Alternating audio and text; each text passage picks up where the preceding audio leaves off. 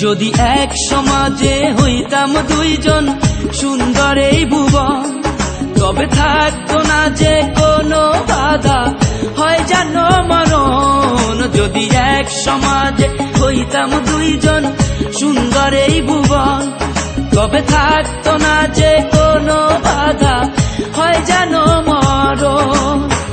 বিধি তুমি আমায় ভুলে দাও, ও কেন তারে ভালোবাসিলাম। নিঃস্ব হয়ে গেল এখন দুজনার জীবন।